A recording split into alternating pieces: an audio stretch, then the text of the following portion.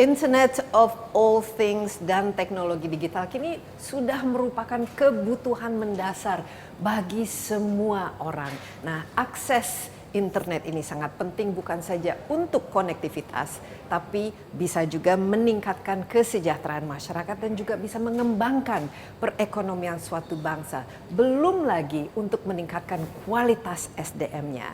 Nah, walaupun penetrasi internet di Indonesia sudah semakin membaik, namun masih ada saja daerah-daerah yang masih belum mendapatkan kualitas internet ataupun konektivitas yang maksimal. Nah, Insight with Desi Anwar kali ini akan melihat apa-apa saja strategi dan juga yang dilakukan oleh pemerintah untuk memperbaiki konektivitas dan juga memastikan bahwa konektivitas di Indonesia itu betul-betul sama ratanya. Kita akan mewawancarai siapa dia? Mari kita ikuti. Halo. Halo, selamat siang Mbak Desi. Halo, ini Pak Budi Aris Setiadi. Ini Menkominfo kita yang baru ya. Ada kantornya yang baru.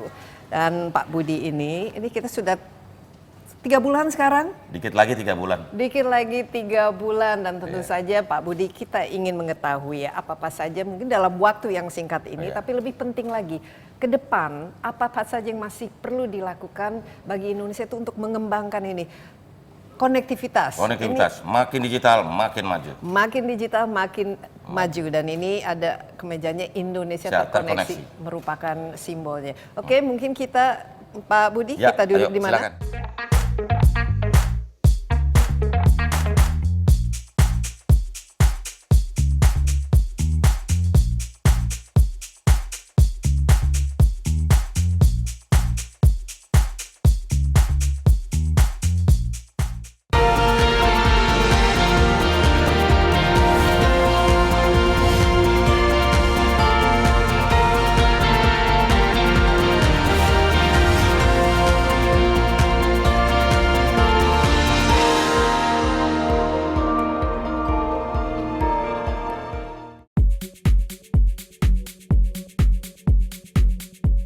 Program akselerasi transformasi digital di tanah air menunjukkan pertumbuhan yang sangat baik karena mampu memberi kontribusi positif terhadap pertumbuhan ekonomi nasional dari sektor digital.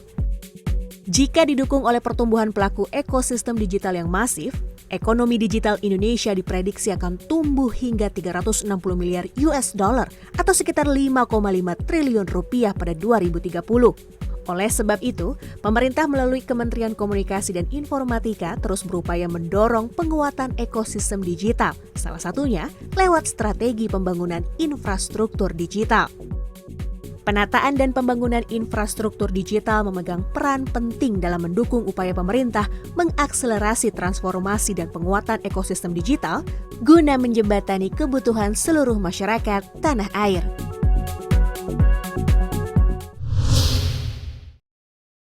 Insight with Desi Anwar kali ini bersama Menteri Komunikasi dan Informatika Pak Budi Aris Setiadi yang sejak tanggal 17 Juli tahun ini menjabat sebagai Menkominfo kita yang baru. Pak Budi, ini untuk pertama kalinya nih kita bertemu wawancarai Pak Budi, dan kalau kita sebenarnya melihat ya, ini kan Pak Budi masih ada 1 tahun lagi dari periode kedua Pak Jokowi. Nah, sementara itu sebenarnya roadmap dari digitalisasi dan konektivitas ini kan sudah ada ya sepanjang 9 tahun lah Jokowi menjabat. Nah, kira-kira ya kita kan tahu konektivitas khususnya dari yang terdepan, terpencil, tertinggal dan lain sebagainya menjadi prioritas. Ya, penyamarataan akses khususnya terhadap teknologi itu sangat penting. Bagaimana bisa diupdate apa yang sudah dibangun, dikembangkan, dan bagaimana 3 bulan terakhir ini kira-kira apa yang dilakukan Pak Budi?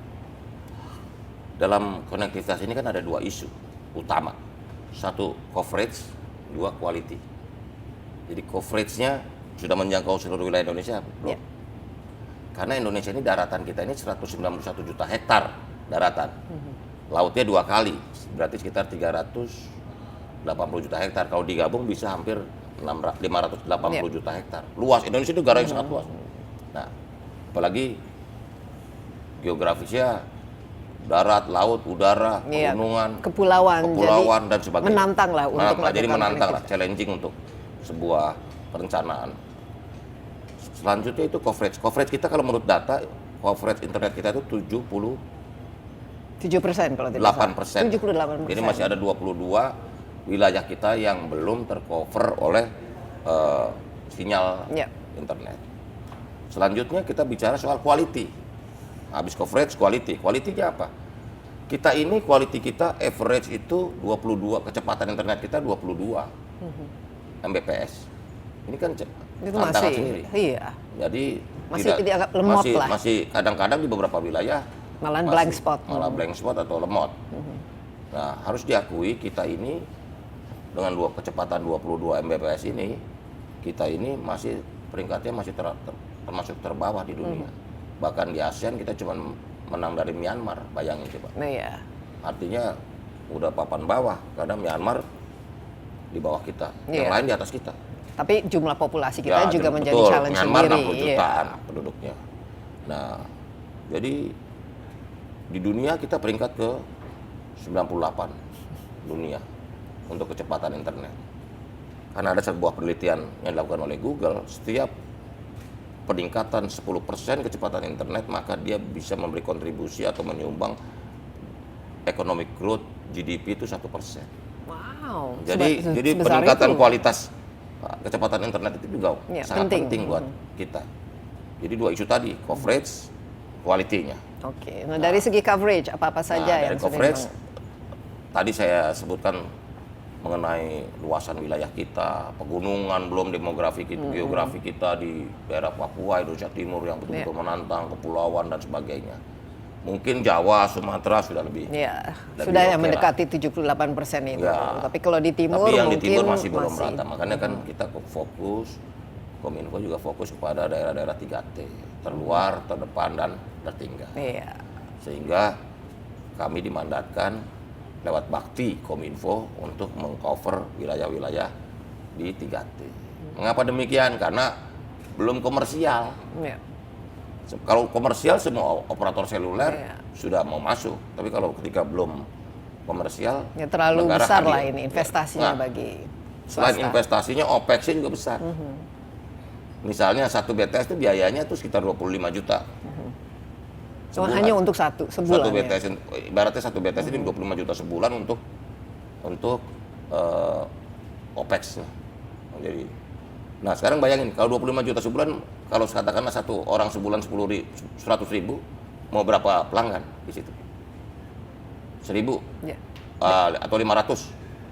Sedangkan satu BTS di Indonesia Timur rata-rata paling cuma melayani 6, Iya. 12 orang. Jadi mau tidak mau pemerintah harus pemerintah hadir. harus lah. hadir. Nah, Jadi hitungannya udah bukan komersial, tapi bagaimana negara hadir untuk menyediakan bandwidth untuk rakyat. iya, ini bagian dari kita harus inilah mengurangi kesenjangan Untuk juga kesenjangan. ya. Karena tadi dikatakan kalau ada konektivitas perekonomian dan justru yang maju. kesejahteraan juga akan Jadi infrastruktur dipengaruhi. digital ini penting. Jadi kan gini loh, ada 3 isu penting di dunia dalam hal kaitan dengan digitalisasi. Yang pertama adalah infrastruktur digitalnya. Yang kedua upskilling digital, dan yang ketiga security in digital. Ya, ekonomi. keamanan ya, masalah. Keamanannya. Nah dari 3 isu itu kan kita lihat infrastruktur digital kita perlu peningkatan kualitas. Nah yang kedua upskillingnya, bagaimana digital talent kita, Ya, dari bagaimana SDM-nya, SDM kita dalam kontribusi. menyikapi kemajuan digitalisasi ini. Jadi knowledge-nya, skill-nya kan terus harus kita skill up. Oke, nah kita mulai dari yang pertama dulu, infrastrukturnya. Karena tanpa infrastruktur ya jelas kita tidak banyak bisa Ya. melakukan apa-apa. Kita sudah hampir 78%, menurut saya itu luar biasa untuk populasi sebesar Indonesia. Ya. Kan itu berarti sekitar 210 juta Ya, orang 20, itu ya. sudah menikmati lah. Tapi untuk ini berarti berapa jumlah BTS yang kita miliki saat ini, dan kira-kira masih berapa yang diperlukan, dan khususnya itu di mana-mana saja Pak Budi, dan apa ini kalau kita lihat mappingnya tentu saja Jawa dan Ya. daerah yang padat populasinya Ya. sudah lebih baik, tapi di mana-mana saja, dan kira-kira berapa serta investasi tadi yang dibutuhkan. Begini, ini dari APBN-nya itu yang Begini, memang kita perlu punya roadmap tentang digitalisasi, di mana infrastruktur digital itu menjadi penting. Tetapi kita juga harus sadar bahwa teknologi kan berkembang terus. Iya. Dulu satu alat itu buat wireless access point lah, cuma 1 GB. Sekarang nanti tahun depan akan keluar yang satu access point itu bisa 10 GB.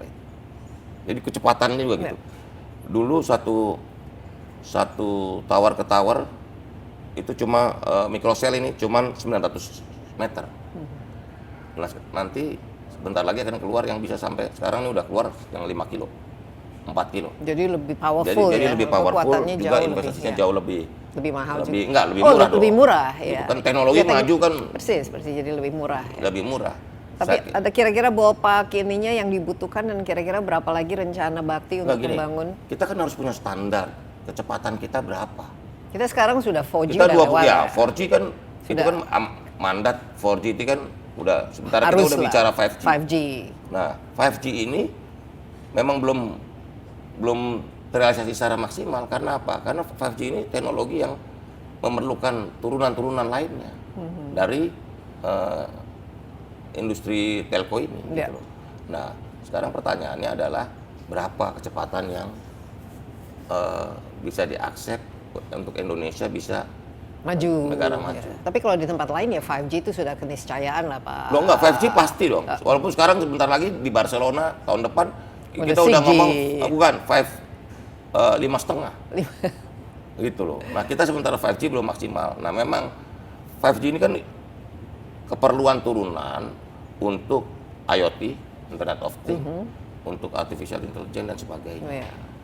Jadi pengembangan teknologi telekomunikasi ini juga memerlukan pertumbuhan, pergerakan atau kemajuan dari turunan yang nanti kan munculnya ntar smart home, Iya. smart city. Apalagi nanti udah ada AI, artificial AI, intelligence, segala mau macam. tidak mau. Atau Tapi kalau di harus- Indonesia ini berapa persen yang 4G, berapa persen yang 5G? Kita rata-rata masih 4G kan? Kita 4G. Atau bahkan di daerah Enggak, juga masih ada yang gini. masih ada yang 3G jangan-jangan. Mbak Desi, kalau menurut teman-teman di industri telco, dari yang lompat itu dari 3G ke 4G. Nah, kalau 4G ke 5G ini lompat tapi nggak terlalu Signifikan lah. Jadi. Karena isunya dari 3G ke 4G itu udah langsung dari SMS ke Langsung Ke internet. Ya, internet, gitu. smartphone. Kita kan udah nggak bisa gambar, bisa video, bisa segala audio, macam. video, Nah, semuanya memang bisa. lompat tuh dari 3G ke 4G. Nah, 4G ke 5G itu isunya cuma kecepatan. Dulu cuma 50, 100 Mbps, dia lompat ke 1 giga. Oke. Jadi ke 5G itu isunya kecepatan. Nah, kalau begitu kita Nah, bukan sementara kalau kita mengkonsumsi nonton YouTube paling 8 mega perlunya. 8 Mbps. Mau nonton Netflix juga segitu. Jadi apakah kita perlu yang 200 Mbps atau 500 Mbps? Pasti industri yang lain. Oh, iya. Kalau kita untuk mengkonsumsi adik-adik misalnya mau lihat Facebook paling 2 Mbps cukup. Iya. Tapi Mau kalau kita YouTube, udah 8 bicara Mbps. Terus kalau kita punya kecepatan 200 sampai 1 giga itu untuk apa? Pasti untuk IoT, iya. smart home, Untuk ya artificial intelligence. Nah, itu dan bisa lain-lain. mungkin untuk pendidikan, untuk Pendidikan, masalah dan kesehatan, lain-lain. kedokteran semuanya. Dokteran mau operasi pakai Iya. teknologi dibantu oleh dokter. Oke. Mandat Presiden ke saya itu adalah menyelesaikan sekitar 5.500 BTS. Karena sudah janji akhir tahun ini harus Ya, 5.000 BTS itu harus on air.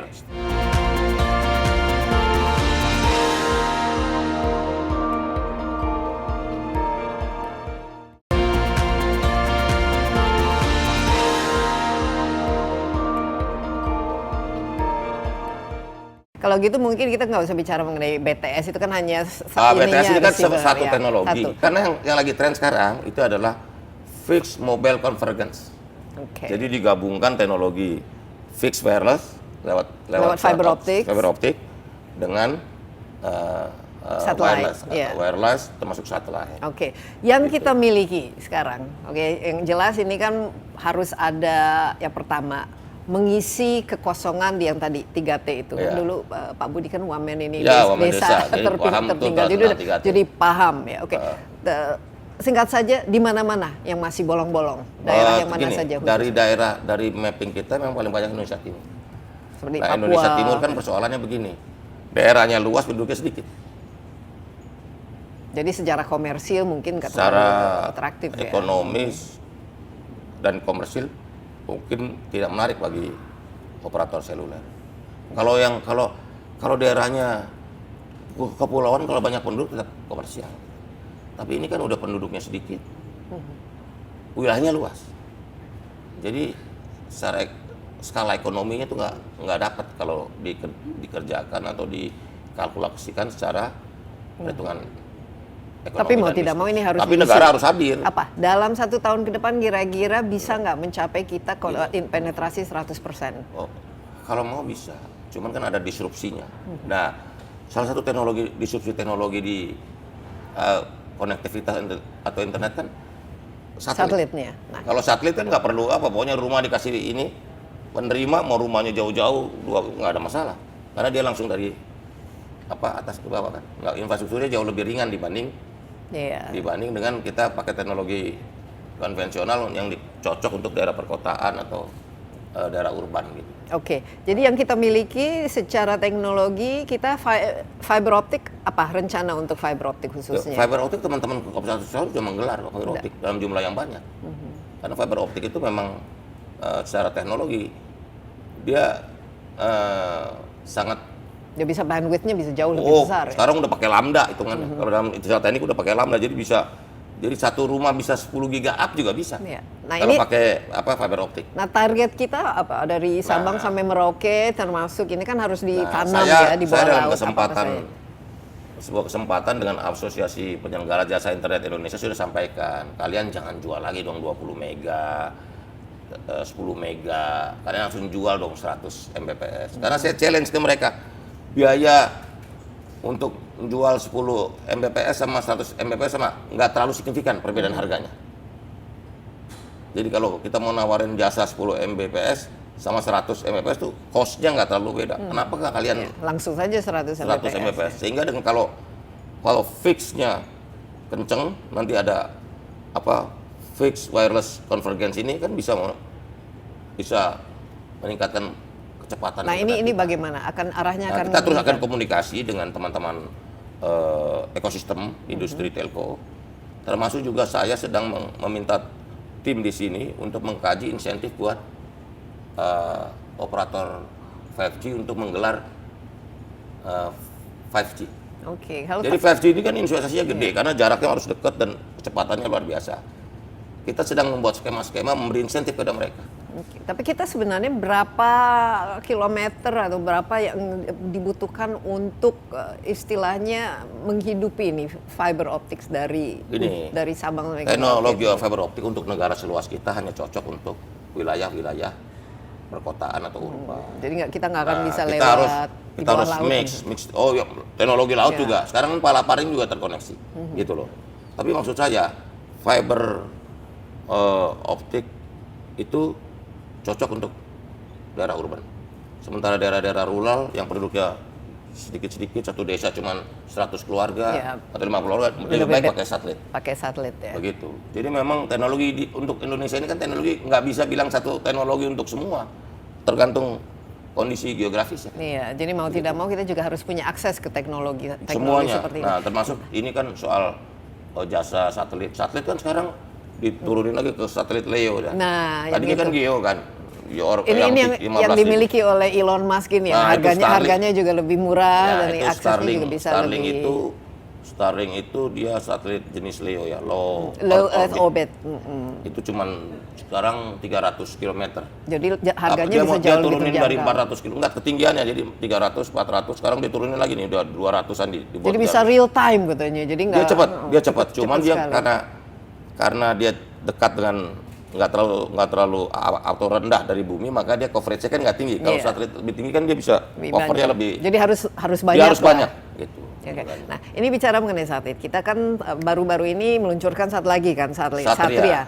Kira-kira kapan akan betul-betul fungsional, beroperasi dan dampaknya terhadap penetrasi internet maupun konektivitas kita akan seperti apa, Pak? Jadi Satria 1 itu sudah di orbit satelitnya sekarang akhir tahun ini dan mudah-mudahan tahun depan bisa udah mulai melayani. Gitu.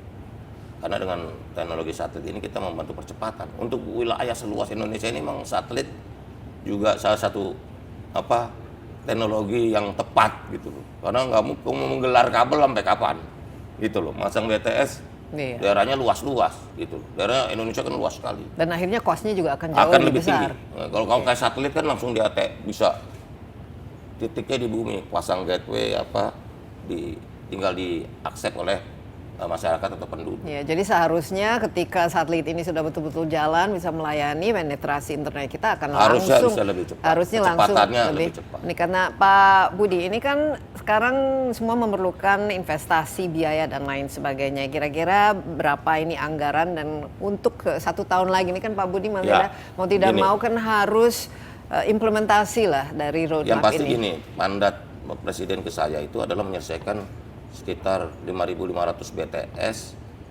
yang terbengkalai yang kemarin. Ada berapa? 2.000? Enggak, tadinya 7.700 rencananya. Terus akhirnya sekarang sudah tinggal 5.500. Tinggal 5.500. Dan saya jalani hari ini, nanti juga sebentar lagi saya mau rapat dengan Satgas Bakti Kominfo untuk mendetilkan pencapaian-pencapaian apa saja yang bisa kita lakukan sampai akhir tahun ini. Karena sudah janji akhir tahun ini harus 5.000 BTS itu harus on air. Jadi kalau dibilang bisa melayani itu on air. On air ya. Jadi tapi BTS-nya bukan tower tanpa kegiatan. Dia sudah menyatakan sinyal dan memberikan layanan. Tapi 5.000 ini sudah dibangun, sudah terpasang. Udah, tinggal on air-nya aja. On-nya ya. Memang masih ada beberapa sekitar 500 yang di daerah Papua yang lebih banyak ke ininya ke Kahar yang terpencil ya, ada masalah soal keamanan juga ya. Memang ini kan daerah-daerah sensitif yang memang rawan. Nah kalau fiber optik apa nanti yang akan kalau fiber optik kan teknologinya maju terus, tapi fiber optik itu selalu cocoknya untuk di perkotaan. Nggak bisa ini ya, nggak bisa kalau di daerah-daerah rural gitu menurut saya nggak ekonomis. Oke, dari 4G ke 5G khusus untuk daerah yang padat, daerah perkotaan, kira-kira kapan kita semua akan bisa menikmati? Ini 5G ini kan tahun ini kan awal tahun depan saya akan memberi insentif kepada mereka, operator seluler. Ayo kita gelar 5G.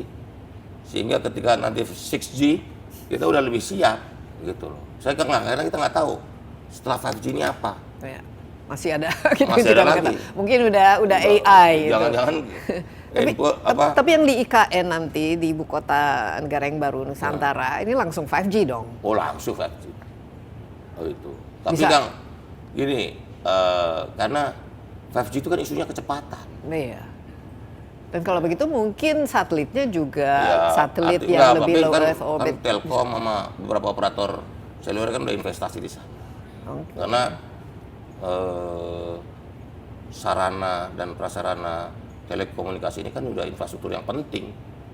Kita mau melakukan apapun kalau nggak ada sinyal gimana mau? Iya, memang itu semuanya ujung-ujungnya itu kecepatan. Tapi saya optimis, ya, kualitas. Teknologi juga berkembang di dunia. Sangat pesat ya. Pesat, lompatannya juga gitu. Bukan apa-apa Mbak Desi, ini agak menyedihkan juga. Karena kalau pemerintahan ini digital, apa yang diperlukan sih? Adaptasi. Ya, SDM-nya juga harus digital. Semuanya, ASN juga mesti mindset. Jadi gini, digitalisasi itu nggak cuma soal teknologi, tapi mindset. Nah, survei yang dilakukan oleh sebuah lembaga hanya 30% ASN kita ini mau punya daya adaptasi terhadap digitalisasi.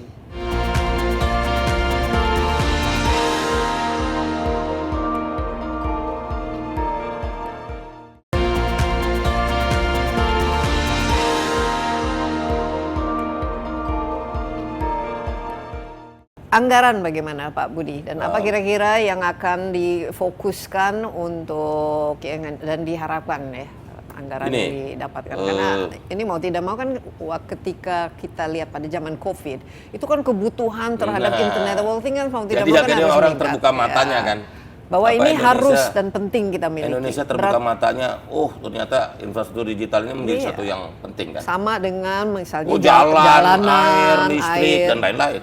Nah, karena digitalisasi ini kan jadi gini, infrastruktur digital terus pemerintahan digital, e-gov. Nah, habis e-gov kan digital, ekonomi digital. Nah, habis ekonomi digital apa? Masyarakat digital. Nah, ini nggak bisa satu jalan, harus berbarengan. Harus bersamaan.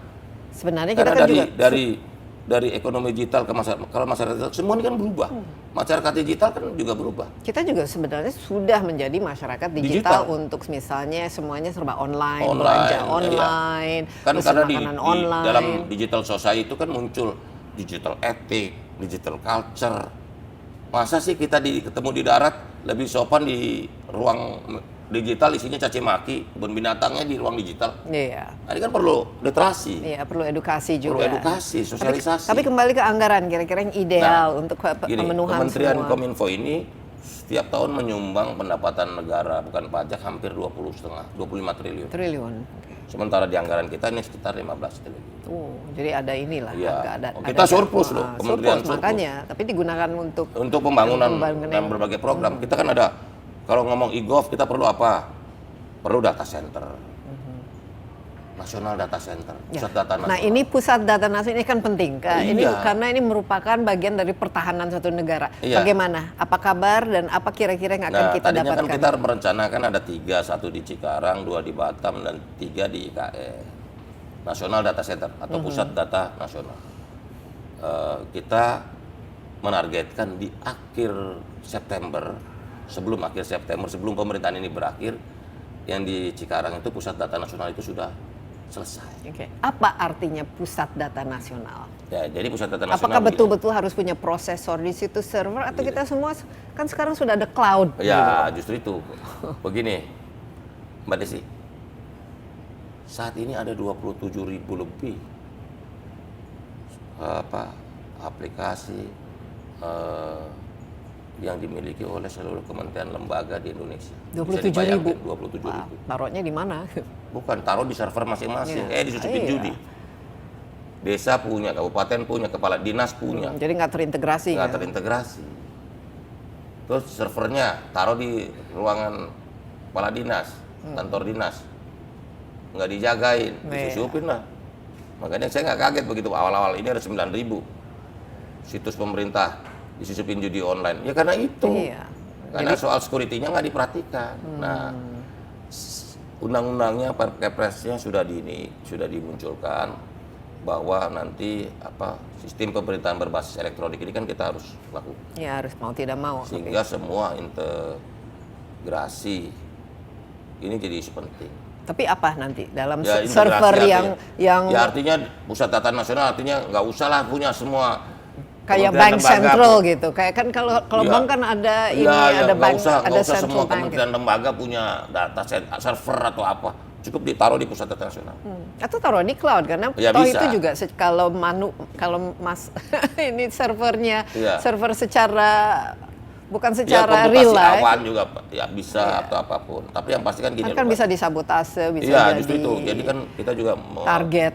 mendesain supaya ini jangan pakai publik. Jadi bukan internet. Ya. Kalau untuk pemerintahan intranet. Jadi saluran yang lebih tertutup supaya data-data kita jangan bocor. Nah, tapi Karena ini isu perlindungan data pribadi kan menjadi penting. Nah, tapi ini kan apakah kita mau tidak mau kan harus membangun sendiri. Oh iya, Kita tidak pusat data bisa nasional, menggunakan teknologi orang lain. Sekarang aja kalau kita lihat ke Amerika Serikat, mereka kan nggak mau misalnya ada Huawei, ada ini karena wah ini nanti China Ya, bisa menyusupi, ketergantungan bisa teknologi ya. dan ya sebagainya. ketergantungan Tapi yang teknologi pasti- dan juga yang mempengaruhi pasti, keamanan. Ya bagi buat kita adalah kedaulatan data penting. Ya. Makanya Starlink ketika datang ke Indonesia saya izinin, saya nggak kasih oke, asal IP address-nya Indonesia. Jadi Karena kontrolnya ada di Lo tetap tangan harus ada Indonesia. di Indonesia dong.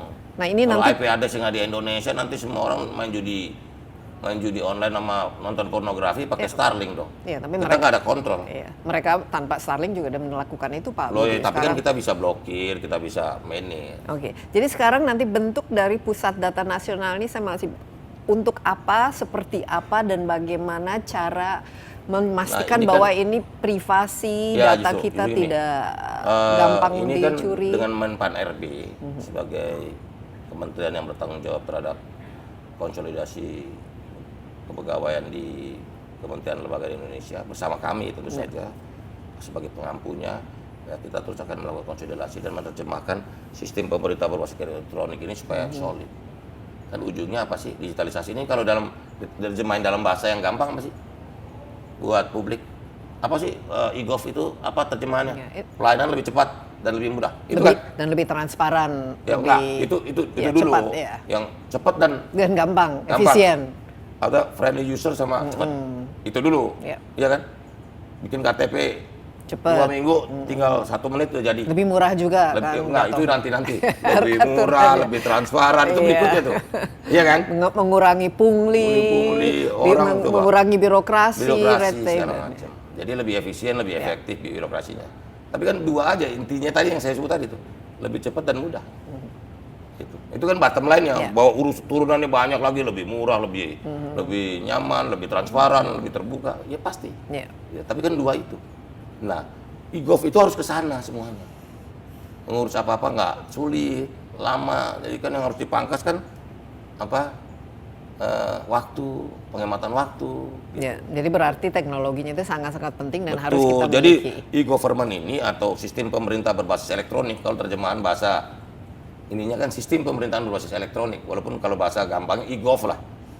Nah, e-gov ini ya menjadi keniscayaan juga bagi kita. Iya, tapi yang penting harus dari segi tadi, yang poin ketiga, keamanan. Nah, tadi kan saya bilang nih, infrastruktur, pemerintahan digital, ekonomi digital, masyarakat digital.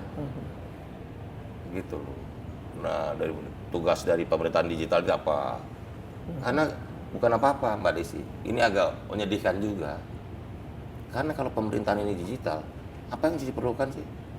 Adaptasi. Ya, SDM-nya juga harus digital semuanya, ASN juga mesti mindset. Jadi gini, digitalisasi itu nggak cuma soal teknologi, tapi mindset. Nah, survei yang dilakukan oleh sebuah lembaga hanya 30% ASN kita ini mau punya daya adaptasi terhadap digitalisasi. 30%. Hanya 30%. Wow, padahal penggunaan kalau kita hitung ya gadget yang istilahnya smartphone gadget begitu itu adaptasi. Jadi kan kita kan isunya kan adaptasi. Bahwa e-government atau digital pemerintahan digital ini kan udah pasti keniscayaan. Cuman kalau ASN-nya baru 30% yang sanggup menerima kecepatan ini gimana? Kan harus ada upskilling terus kan? Tapi kalau kita lihat sebenarnya kalau generation ini milenial sama kita generation Z, kan, mungkin ASN-nya juga harus ada perubahan dari segi mereka culture-nya, kan saya bilang dari culture-nya, etiknya. Sekarang kan udah bukan waktunya lagi larangan. Melarang itu udah bukan. Dalam demokrasi itu melarang itu jalan yang terakhir sekali. Dan kalau teknologi susah juga melarangnya. Nah, jadi kita kan menata, mengatur.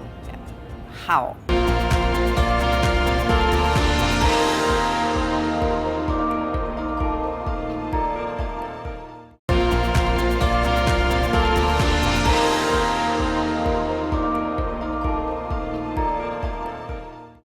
Jadi sekarang kita masuk ke poin kedua ya.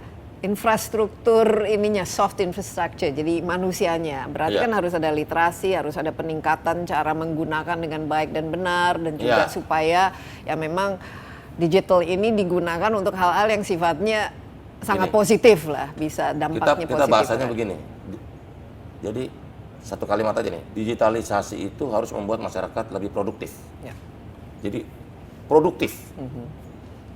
Produktif kok, tapi ngeposting. Ya, produktif itu dalam pengertian apapun. Kalau kita dulu melakukan satu pekerjaan dilakukan oleh 5 orang, mungkin dengan digitalisasi bisa 10 pekerjaan dilakukan oleh 1 orang. Atau mungkin 1 robot yang orangnya tidak melakukan. Gitu. Jadi memang digitalisasi ini memangkas proses, memangkas waktu, memangkas orang, manpower kan. Gitu. Itu tantangan kita. Cuman dari semua itu yang harus kita tekankan, terutama buat masyarakat Indonesia, sebenarnya digital mindset itu, mindsetnya, jadi bukan soal teknologinya. Cara menggunakan. Mindsetnya itu dalam pengertian, ini udah harus terjadi kecepatan perubahan. Iya, dan mungkin menggunakan perangkat lebih untuk hal-hal yang tidak produktif. Iya, misalnya begini, produktif. Datanya nih, Indonesia ini termasuk negara yang penggunaan sosial medianya tinggi. Hampir 3 jam 55 menit. Ngapain aja itu 3 jam? Tapi isinya lebih berantem, bullying. Ini segala macam. Nah, kalau itu jadi yang produktif kan, misalnya ke hal-hal pengajaran, pendidikan, dan sebagainya. Itu lebih produktif. Sekarang itu anak-anak, saya mikirnya begini loh, kita dulu bikin skripsi, Di era kita cari ke perpustakaan satu buku aja bisa setengah jam. Sekarang udah gampang lah, copy Sekarang dengan paste. segala macam, artinya cari satu buku naskah kita bisa cepat. Harusnya nanti anak-anak generasi ke depan kan jauh lebih pintar, karena informasi terbuka, ilmu pengetahuan. Tapi kan siapa yang mau? Dan menggunakan informasi itu dan bagaimana. Kalau sekarang kan menulis skripsi tinggal Google, ada Chat GPT dan lain sebagainya. Jadi mungkin hubungan kita dengan informasi itu juga harus Lebih cepat. ada Harusnya anak-anak sekarang harus jauh ada lebih cepat, perubahan. kecepatan dalam. Oke. Nah, apa yang dilakukan untuk meningkatkan literasi ini? Ada Nah, kami program-program apa saja dan ditargetkan di untuk Kominfo siapa? punya beberapa program digital literasi academy, digital entrepreneurship academy. Ini ada anggarannya untuk itu. Ada, khusus? termasuk digital leadership academy. Jadi literasi digital, terus tapi yang program andalan kita ya digital entrepreneurship academy sama digital leadership academy. Itu sudah berjalan dengan. Udah berjalan. Udah berapa kira-kira yang lulus lah dari akademi? Banyak, angka-angkanya hampir ratusan ribu juga, hampir 300.000 di digital leadership academy. Tapi dampaknya sudah mulai terasa belum dari Terasa dong, kan apa saja? pegawai masyarakat kan kita yang latih juga nih, up-nya nih. Skilling up-nya kan kita melakukan tugas Kominfo. Oke, sekarang Kementerian 30% daya adaptasi. Bukan, itu kan itu survei. Itu survei. Ini kan kita latih nih, puluhan ribu nih, hampir 100.000 juga. Semua pegawai Pemda, apa kita latih, gitu loh. Udah nggak gaptek lagi dong. Ya paling nggak udah nggak gaptek. Cuman kan mindsetnya, sekali lagi saya bilang mindsetnya mesti. Oke, nah sekarang ke literasi masyarakatnya itu sendiri. Seperti kita ketahui Kita ya. hampir 22 juta. Kita sudah literasi digital masyarakat dengan berbagai program tuh. Paling nggak kita masuk ke kampus-kampus, kelompok-kelompok strategis, mahasiswa Dan dan sebagainya. kerjasama dengan Ya pihak dengan literasi digital. Sudah hampir 22 juta. Yang kita Lulusannya? literasi. Enggak, kita literasi. literasinya. Ini apa sih gunanya sosial media, gimana Iya, digitalisasi? kalau menurut saya mungkin harus dimulai dari PAUD karena sekarang Dari anak-anak anak kecil, ya, ya. mereka cepat sekali, mereka kan digital native, mereka paling nggak gaptek, cuman digunakan untuk apa, sehingga mereka ini kan juga ada kaitan dengan kalau ada survei yang terakhir itu anak-anak khususnya anak-anak kecil yang sudah bisa mengakses, mereka itu bisa kena depresi dari segi kejiwaan, makanya. mental, karena di situ ada ranah untuk bully, Iya. ranah untuk ya istilahnya Yang lain-lain. untuk Ya, pokoknya untuk yang berantem, negatif lainnya, untuk negatif. residu digitalisasi ini kan Mungkin juga harus kita sudah kurangi. harus ada pendidikan ya dari Mbak usia Desi, dini. Sebuah kemajuan itu selalu pedang Iya, bermata dua. Ada sisi positif dan juga kita harus hindari kan sisi negatifnya. Setiap kemajuan. Nah, digitalisasi juga menyisakan sisi negatif, residu-residu. Iya, ada hoax, misinformation, ada hate speech dan lain-lain. Nah, ini yang harus kita tata. Apalagi mendekati Pemilu ini kan penting. Kalau buat Kominfo untuk mendekati pemilu, kita nasinya pemilu damai, di mana 3 yang kita lawan. 1 hoax, fitnah, ujaran kebencian, hate speech. Tapi ketimbang misalnya pakai undang-undang atau mungkin ngeblokir, karena orang juga masyarakat juga mereka selalu bisa mencari jalan keluarnya lah dari situ. Apa yang paling bisa membuat masyarakat ini istilahnya itu sehat dan resisten terhadap tanpa pemerintah harus turun tangan dan menjadi big brother. Ini nggak boleh, itu ditutup, ini sekarang diblokir. Sekarang kan udah bukan waktunya lagi larangan. Ya, melarang itu udah sensor dalam demokrasi itu melarang itu jalan yang terakhir sekali. Dan kalau teknologi susah juga melarangnya. Ya, nah, jadi kita kan menata, mengatur. Ya. How? Nah, misalnya tadi saya bilang kalau hoax, fitnah, ujaran kebencian pasti berhadapan dengan kita. Karena itu dampaknya kan luar biasa. Dan ada undang-undangnya. Ada undang-undangnya di Undang-Undang ITE. Oke. Kita pun terus mempertimbangkan karena apa? Ketika pemerintah meminta take down kepada aplikasi atau platform, itu juga punya konsekuensi menurunkan indeks demokrasi kita. Iya. Tapi kalau yang betul-betul kita terpaksa harus jadi kita benar-benar men-take down, memblokir yang betul-betul terpaksa. Ya udah nggak bisa ini, bahaya nih. Kan kita nggak boleh mempertaruhkan persatuan nasional kita. Tapi pasti ada backlash lah masyarakat. Itu langsung, apalagi kalau udah akses ditutup dan lain sebagainya. Misalnya ada kemarin saya sebulan jadi menteri ada usulan 271 situs radikal terorisme kita langsung blokir itu. Nggak apa-apa, itu urusan negara kok. Negara itu tanggung jawab negara melindungi rakyat. Daripada kita jadi korban, lebih baik kita blokir aja. Tapi ITE ini menurut Pak Budi ini bagaimana? Ya, Kan ada sebagai beberapa. inilah untuk Setiap- demokrasi kita dan penggunaannya selama ini kan kita lihat lebih banyak. Ada usulan juga dari UNESCO. Bukan hanya kita yang problem dengan kemajuan digital ini. Negara Eropa, Amerika juga sama. Ya, Mereka bilang udah mereka punya yang mereka usulan namanya Social Media Council, Dewan Sosial Media gitu, karena biar tumbuh dari masyarakat. Jadi bukan pelarangan kayak Dewan Pers saja lah. Iya. Kalau ada sengketa selesaikan di Dewan Pers. Dewan Sosial Media juga itu. Jadi bentuknya sebagai semacam clearing house, apa diskusi di sana gitu. ada inilah Ya, watchdognya. Ya, lah semacam. isinya bukan pemerintah, cuma ada tokoh agama, akademisi, ya kan, Iya. masyarakat. Ya wisdomnya biar dapat. Memang. Tapi kalau kita lihat kecenderungannya di sosmed itu justru yang ekstrim-ekstrim itu yang lebih Nah, vokal, bukan, yang justru maksudnya begini. lebih itu di berjamur Eropa, di Di situ. Eropa juga udah, menurut UNESCO beberapa negara di Eropa dan Amerika udah mengadop itu. Kayaknya nggak bisa juga, mereka juga ngadepin. Iya. Kalau enggak sampah semua juga yang keluar di Iya. sosial media. Jadi kan setiap masyarakat punya wisdom kan. Nah saya pikir kita juga perlu Dewan Iya. Sosial Media, bukan pengawas ya. Kalau Dewan Pengawas Sosial Media kesannya diawasin, enggak. Tapi Dewan- biasanya kalau dalam satu diskusi ini kan diskusi yang istilahnya yang punya pikiran normatif itu lebih cenderung lebih diem dibanding Iya, dengan iya.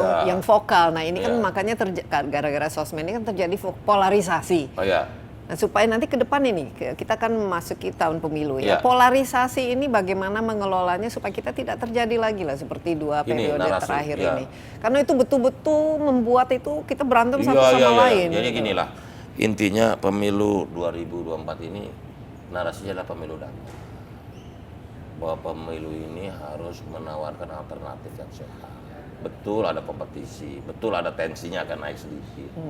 Tapi kita mengharapkan bahwa kontestasi pemilu 2024 ini lebih terkelola dalam pengertian ini kan kompetisi antara Iya. anak bangsa. Tapi bagaimana? Ya kita menghimbau kepada semua pihak dan juga penyelenggara dan pengawas pemilu seperti KPU dan Bawaslu juga Ya. punya peranan, dan kita bersama-sama untuk menjaga khususnya buat kami ruang digital ini lebih sejuk lah. Iya. Ada berbeda biasa. Atau mungkin himbauan juga Ya semuanya kepada ke seluruh para apa, pejabat publik juga Pejabat ke politikus publik untuk buat supaya statement yang tidak istilahnya menciptakan percikan-percikan Percikan, itu kadang-kadang iya, kan iya. dari statementnya Statement, iya, iya. dengan ucapan yang sifatnya populis dan juga fokus kepada hal-hal yang primordial itu kan juga harusnya diberikan Betul. himbauan ya. Jadi kita selain menghimbau, melakukan sosialisasi, mendekati, juga mengajak mereka berdiskusi bahwa ruang digital ini milik kita bersama. Iya. Sehingga yang menjaga ya harus kita. Dan harus Karena mencerminkan peradaban, tadi saya bilang Iya. digital culture, ini kan soal peradaban. Masa orang Indonesia, kebudayaan, masa orang Indonesia mau menjadi pencipta barbarian, digital barbarian kan?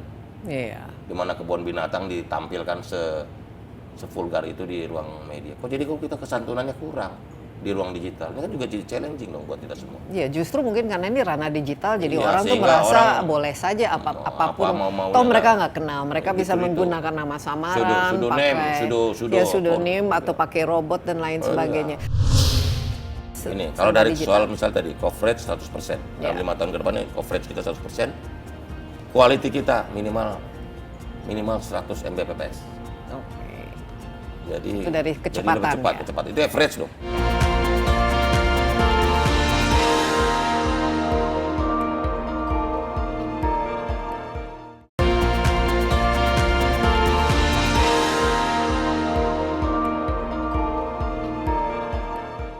Nah ini kita kembali ke teknologinya itu sendiri, kan terus terang bukan kita yang memiliki. Taruhlah ada Twitter, IG, TikTok itu kan yang memiliki kalau tidak Amerika Serikat, China misalnya.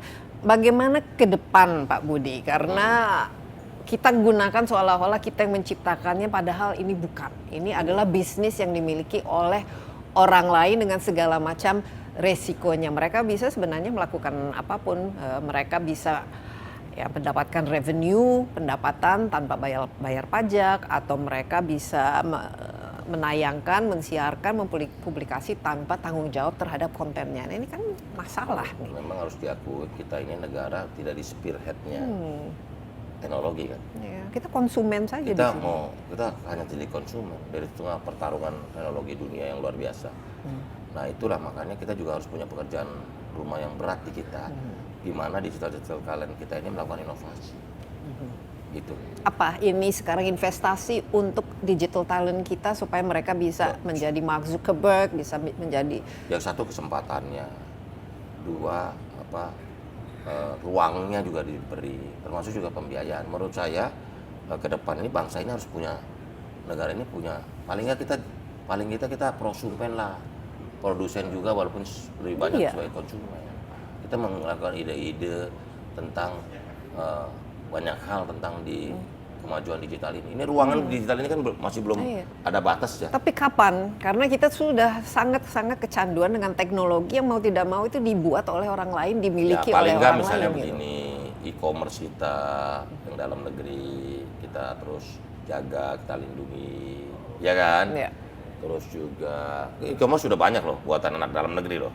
Tapi akses untuk UMKM terhadap online itu soal lain. Tapi kan artinya udah ada kemauan digital banking, seperti Alobank kan punya anak negeri, ya kan? Tapi pinjolnya, ini mungkin juga, nanti. Artinya nggak gini loh. Biar aja ini kan tumbuh dulu dong. Mulai dulu. Nanti kan begitu maju, ada masalah nih, baru kan bisa ada adjustment. Tapi yang pasti kemauan untuk memulai. Kita punya dalam kemajuan digital ini, kita punya produk-produk made in Indonesia, hasil karya anak bangsa yang bisa kita munculkan. Banyak aplikasi, e-commerce, dan lain-lain yang juga memang buatan anak dalam negeri. Tapi apa mimpi Pak Budi ini kan kita juga sebagai orang yang memang mau tidak mau sangat-sangat tergantung kepada gadget. 5-10 tahun lagi Indonesia itu seperti apa dengan hubungannya dengan hal-hal yang sifatnya ini, kalau dari digital. Soal misal tadi coverage 100%, dalam 5 tahun ke depan ini coverage kita 100%, quality kita minimal 100 Mbps. Oke. Jadi itu dari kecepatan. Jadi cepat. Itu average loh. Ya, dan seharusnya lebih mudah karena ini berkaitan dengan teknologi. Tapi dari segi konten SDM dan keamanannya sehingga. Nah, soal kontennya, soal ininya kan terus kita kan digital pendidik terus aja. Literasi digital, pendidikan masyarakat, dan banyak kampus sudah membuat studi atau program studi tentang digital gitu loh. Ya. Saya pikir kampus berperanan penting, pendidikan berperanan penting dalam hal ini untuk juga mendorong munculnya peningkatan atau skill up dari digital talent kita. Kalau menghadapi AI, karena AI ini nanti bisa menggantikan pekerjaan 10 mungkin 100 atau semua orang bisa. Apa yang perlu dipersiapkan? Karena teknologi ini tidak akan menunggu. Ya itu kan M2M, M2, mesin to mesin. AI itu kan sebenarnya kan mesin yang belajar. Nah, tapi mereka belajar dengan begitu cepat sehingga semakin bisa mendekati inteligensi manusia. Yang di dunia ini yang lagi tren ini sekarang data scientist. Sekarang pekerjaan data scientist itu sangat diburu di dunia. Nah, kita harus menciptakan banyak data scientist karena AI ini sekali bakalnya di data scientist ini. Nah, data scientist ini kita perlu banyak anak-anak muda kita belajar. Tapi kita ciptakan nggak ekosistem untuk melahirkan data scientist, programmer, decoder? Sekolahnya kita perhatiin, pendidikan kita perhatiin. Jadi kan arahnya ke dunia ke sana, gitu. Data scientist ini. Ini mungkin 10-20 tahun ke depan data scientist itu jadi penting. Kan machine learning ini kan bisa berjalan, bisa penting, bisa menghasilkan sesuatu kalau datanya bagus. Kalau datanya nggak bagus, ini juga nggak bisa. Iya. Nah, data kan masih manual kadang-kadang. Tergantung apa yang dimasukkan. Apa yang dimasukkan ke. Tapi mereka nanti justru bisa menciptakan konklusi sendiri. Nah, itu yang ditakutkan kan. Kalau mereka ternyata bisa melakukannya dengan cepat dan lebih, ini juga menjadi sesuatu tantangan dan ancaman. Sama juga seperti Internet of Things kan sekarang bukan Internet of Things kalau menurut saya, tapi jadi Internet of Everything. Udah everything nanti. Smart home, semuanya serba di. Iya, kita juga kalau mau kesehatan. Mobil udah nggak perlu. Iya, kesehatan kita bisa cek sendiri dengan ukur sendiri. Dan saya membayangkan e-learning, e-healthy, e-commerce e-commerce, Ya semuanya lah. semuanya serba E-living dari e-living. dan semua bisa terinterkoneksi. Kayak kita bisa tinggal gunakan suara. Tapi terakhir mungkin yang paling penting itu security-nya. Security-nya. Ya.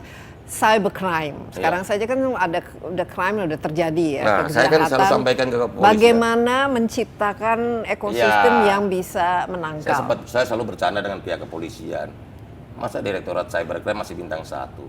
Karena kejahatan ke depannya udah mulai naik. Saya bergurau begitu ke pihak bertanya. Karena kejahatan cybercrime ini bukannya makin menyusut, makin canggih. Iya. Dulu orang curanmor, sekarang lebih canggih kan. Ya, dan kalau semua terkoneksi lewat internet, mereka tinggal tekan tombol yang mematikan saja. Betul. Nah ini bagaimana? Apa yang kita siapkan? Nah ini kan yang pasti keamanan tadi kan, security in digital ekonomi ini penting. Makanya kan kita baru saja ada undang-undang perlindungan data pribadi. Ya.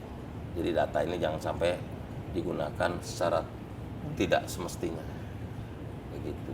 Nah, PDP kita, perlindungan data pribadi atau public data protection kita ini jadi sebuah isu yang penting. Kita harus punya firewall yang ini. Kita jangan yang pasti misalnya data center, jadi bisnis data center kita ini, potensi bisnis data center kita di Indonesia itu luar biasa besar. Kita baru 4%. Menurut data, average itu satu orang itu perlu 20 watt capacity untuk datanya. Sedangkan kita 1 watt juga belum. Jadi artinya prospek data bisnis data center di Indonesia luar biasa sekali. Gitu. Tapi sementara apalagi data center nanti tuntutannya apa? Green energy. Indonesia potensinya luar biasa green energy. Tapi sekarang kalau ini kan hacker lah, mereka bisa menghack. Jadi mungkin kita juga harus ciptakan hacker-hacker yang positif. Di data center itu, pekerjaan yang gajinya paling gede itu. Tapi hacker-hacker yang ini, white hat bukan security keamanan ya, digital security. Itu paling mahal gajinya. Karena dia yang kontrol supaya data-data kita ini enggak aman. Ya, di tempat kita juga begitu. Setiap ada KTT ada serangan ini, malware harus kita jaga. Jadi apalagi kalau kita nanti semua e-government, semua terkoneksi, ada salah-salah sedikit ya. Ya bisa. Mungkin terakhir ini kan kita sekarang kalau dari TV ya, kita sudah say goodbye ke analog. Ya, dari analog ke digital. Nah ini coba mungkin agak sekilas apa yang diharapkan dan juga ini frekuensi ini kira-kira sudah ada. Ya pasti ada penghematan frekuensi dong. Ya dan apa frekuensi yang selama ini kan akan digunakan untuk apa? Kan frekuensi 700. Ini kan terjadi penghematan. Mungkin kita mau lelang. Beberapa operator seluler senang sekali mau. Tapi idealnya kita apakan frekuensi analog ini? Frekuensi digunakan ini kan, untuk apa? Ya untuk yang lain yang menumbuhkan ekosistem digital ini bisa buat 5G misalnya, karena digabungin dengan 2,3 atau 2 bisa akan lebih mempercepat penyelenggaraan 5G. Tapi yang pasti gini loh, ini sangat membantu kita sekali untuk melakukan percepatan tadi. Gitu. Karena frekuensi ini kan milik negara dan digunakan untuk kepentingan masyarakat, untuk publik. Iya, oke. Jadi nanti kita ini lagi, terus terang membantu sekali. Dengan TV digital ini kan menghemat frekuensi yang luar biasa. Iya, dan juga dari segi investasi dan lain sebagainya bisa jauh lebih murah ya. Pokoknya semua serba digital. 1 tahun ini coba mungkin bisa aspirasi dan apa? Gini, 1 tahun ini kita akan mengharapkan tadi akhir tahun ini BTS yang bakti 4G, BTS 4G Bakti Kominfo ini bisa kita selesaikan. Ya. Di tahun ini yang 5.000 itu. Terus kita akan mewujudkan yang namanya Pusat Data Nasional di Cikarang. Ya. Ini Pusat Data Nasional pertama kita nih. Bisa dalam 1 tahun bisa. ini? Itu kita kontrol terus tiap waktu, kita pantau terus perkembangannya. Terus kita juga yang Palaparing juga? Integrasi Palaparing dan juga pelayanan satelit Satria 1 itu akan mulai akhir tahun bisa. Jadi saya juga satu lagi kita mau memberi insentif. Kita sedang berdiskusi, lagi dicari waktunya yang pas. Kita mau berdiskusi dengan operator seluler. Akhirnya saya mendorong operator seluler ini udah saling supaya jangan 4, sekarang kan masih 4 kan. Saya mau bikin 3 aja supaya sehat. Gitu. Tapi harus kompetitif sehingga konsumen juga. Kalau gini, kalau sekarang ini terlalu ramai. Bukan terlalu ramai, itu semua banding-bandingan harga, kualitas nggak nambah. Saya mau semuanya. Harus 100 ininya. Produsen dan produser dan konsumen sama-sama happy. Karena kalau mereka nggak ini, mereka nggak invest. Pada dalam akhir 1 tahun berapa kecepatan yang bisa digaranti? Nah, kita kan kita nggak ini, kita kan lagi Harus ada terobosin. dong, Tapi target. paling nggak 2 kali lipat harusnya bisa. Karena tuh kalau menurut kita harus double, paling nggak kalau 22 sekarang kita ke 50, ke 60. Dan setiap kenaikan 10 Mbps katanya bisa meningkatkan Iya, GDP 10%, luar biasa. Gitu. Pak Budi, menyenangkan pekerjaan ini, tantangan baru? Bukan, karena ini masa depan. Jadi Kementerian Kominfo ini kita nyebutnya sebagai Kementerian Masa Depan. Jadi kita ngurusin masa depan. Ada yang kita tahu, ada yang nggak kita tahu. Kan masa depan gitu, ada yang kita bisa prediksi, ada yang bisa kita kalkulasi, tapi ada juga sesuatu yang masa depan, namanya masa depan. Iya. Yang Ada tidak terduga. ajaibnya, disrupsinya juga banyak. Iya. Yang penting kita siap. Yang penting kita siap. Dan menyiapkan diri. Menyiapkan diri. Jadi Kementerian Masa Depan, bukan masa lalu. Jadi kalau kita ngomongnya masa depan terus, ya ada yang diprediksi, tapi juga sama seperti kita membayangkan pager dihantam sama SMS. Iya. SMS die dihajar sama BlackBerry waktu itu. BlackBerry die dihajar sama WhatsApp. Kita nggak tahu ke depan apa. Paling kita mengantisipasi melihat trennya. Masa depan tuh ada yang kita bisa prediksi, kita kalau sih ada juga yang penuh kejutan. Iya, yang penting kita Kita siap, siapkan penting. secara teknologi, tapi secara manusianya juga Manusia harus juga siap. harus siap. Baik. Betul. Pak Budi, terima kasih banyak atas waktunya, atas insight-nya. Kita banyak sekali belajar dan semoga target-target khususnya dalam pemerataan dan juga konektivitas ini, Indonesia terkoneksi ini Makin bisa digital, makin maju. bisa diwujudkan dalam waktu yang cepat, ya lebih cepat lebih baik. Ya demikian Insight with Desi Anwar kali ini. Terima kasih juga atas perhatian Anda. Jangan lupa Anda dapat menyaksikan acara ini di cnnindonesia.com dan juga di YouTube CNN Indonesia Insight with Desi Anwar. Sekali lagi, saya Desi Anwar. Take care. Bye-bye.